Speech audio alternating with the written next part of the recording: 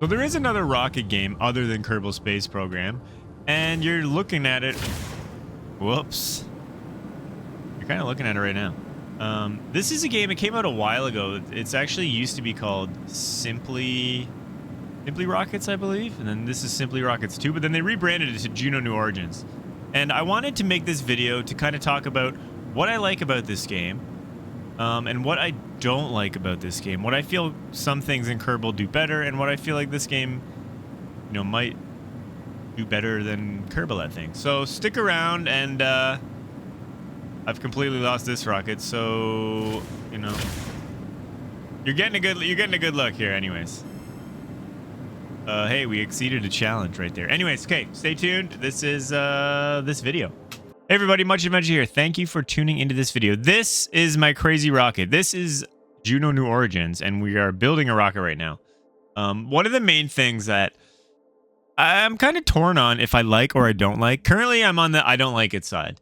But you guys tell me what you think about this. Now, I think one of the main differences in terms of building rockets in this game versus Kerbal Space Program is, to me, in a way, Kerbal Space Program is a simpler process to design rockets and build rockets and use different parts and all that. Now, saying that, we're still getting all of the thing, like, you still get delta V and all these different things, burn time, you're still getting all of this thrust to weight ratio. Everything's here.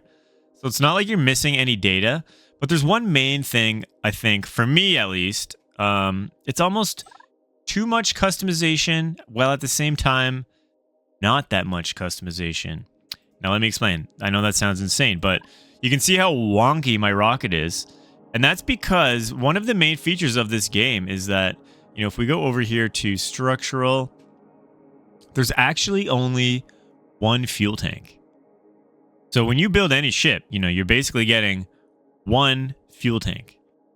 And what you can do with that fuel tank is whatever you want. Now, that's the trade-off, right? There's only one fuel tank, but you can, as we've seen with my insane rocket, let's look, like, you can do whatever you want. Like, you can go level 5,000 insane.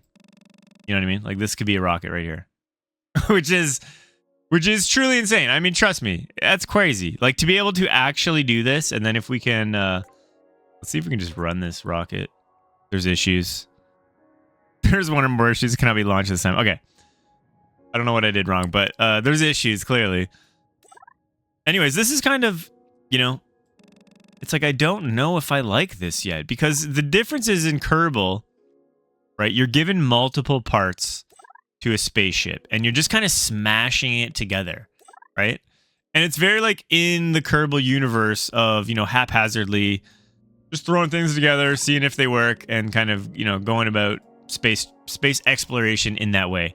And that's kind of, to Kerbal's point, that's their brand, that's their thing. Whereas this, you're literally designing exact structures to whatever you want, right?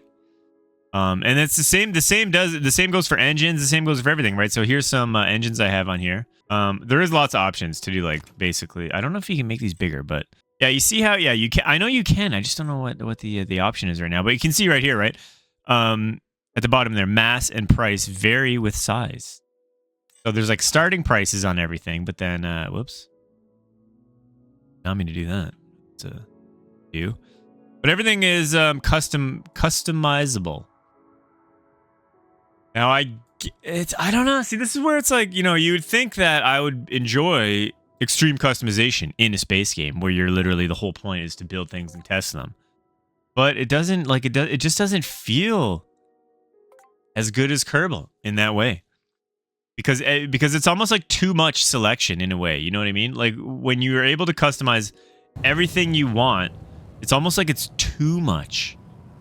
Like that, that Netflix effect they talk about, where you just end up scrolling Netflix forever and ever and ever. That's kind of it. And now, okay, here's one of my other issues with this game. Yes, you can use the WASD keys to kind of pilot this. Oh, we're losing it already, I believe. But this is where you can kind of see the mobile influence coming in. So you see these rings here. So this one, I mean, before we crash, this one is, you know, east-west. This is your, like, navigational part of the nav ball, I guess you want to call it, or whatever. And then this is your pitch. So you got direction, or heading, and then you got pitch. And it's very, like, you see what I mean? It's very gigantic, and the UI is, like, massively, oh, we're going down. Let's see if I can pitch this back up here. It's over. I don't know if it's just me, but I've also found, maybe, you know, maybe I'm just dumb, but I've also found launching rockets in this game slightly harder than Kerbal. I don't know why that is, but here we go. You can still do staging, right? So the flying is harder, and you know, without showing you going in orbit, because obviously I'm making these terrible. I'm so early in this game that I'm making these terrible crafts. Now, one of the other things I was gonna harp on for this game was that map. Like, opening up the map is a career mode thing. But I see here that they have the map, and I don't know if I opened it, so maybe they fixed that, or maybe I unlocked it.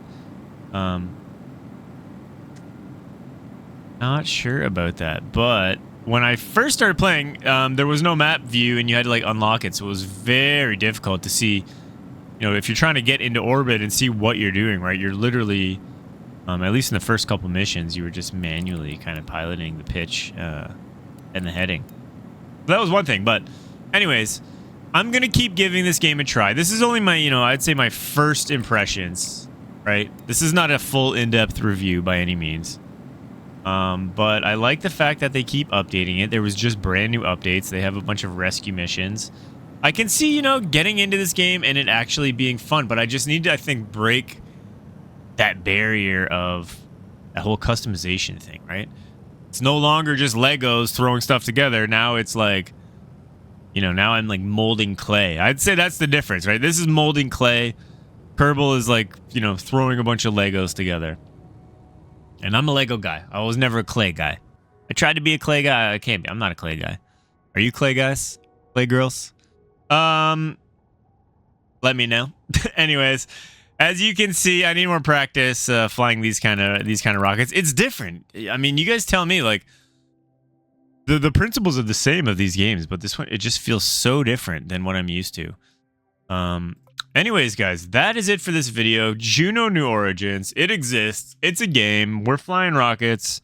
It's not everything you wanted in a, you know, spiritual sequel to Kerbal, but it's the best we got at this point, and you know what? I'll take it. All right, guys, have a good one.